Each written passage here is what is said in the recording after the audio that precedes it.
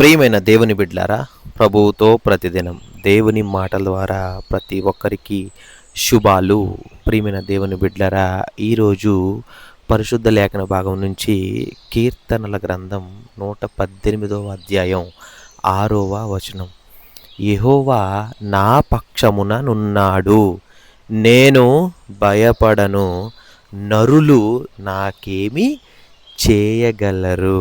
ప్రియమైన దేవుని బిడ్లరా, ఈ వాక్యంలోని శక్తి అంటే దేవుని శక్తి మన హృదయానికి ఎంత ధైర్యం ఇస్తుందంటే, యెహోవాయే మన పక్షాన ఉంటే, అంటే దేవుడు మన పక్కన ఉంటే ఇంకా అంతకు మించి గొప్ప రక్షణ ఏముంటుంది అని మనల్ని హృదయాలనికి దేవుడు ఒక వాగ్దానం ఇచ్చాడు.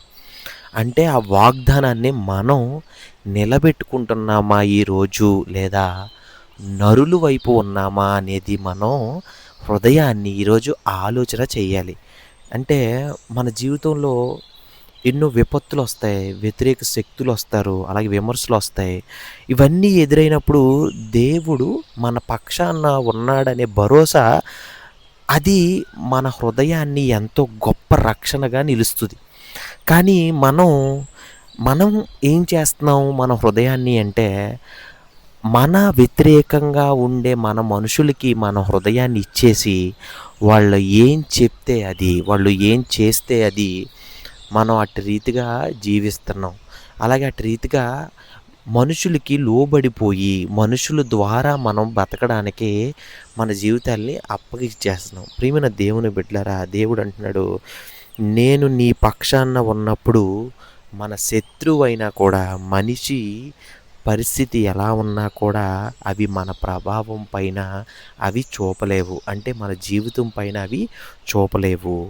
అంటే దేవుడు మన పక్కన ఉంటే ఎవరు ఎన్ని విధాలుగా మనల్ని హింసించాలన్నా, ఎవరు ఎన్ని విధాలుగా మనల్ని భయపెట్టాలన్నా కూడా మన జీవితానికి ఎటువంటి బాధ కూడా నేను నీకు ఇవ్వను, అటువంటి రీతిగా నేను నీకు రక్షణ ఇస్తాను అని దేవుడు వాగ్దానం చేశాడు.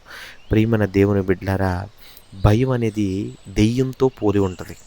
కానీ దేవుడు ఆ భయానికి కూడా భయపెట్టే గొప్ప శక్తి అన్నమాట. అంటే ఆ భయాన్ని కూడా నీ హృదయంలోంచి తొలగించి నీకు రక్షణ అనేది కల్పిస్తాడు. అంటే ఆయన రక్షణ అనేది శాశ్వతం. దేవుడి మాటల ద్వారా ప్రతి ఒక్క జీవితానికి దీవించి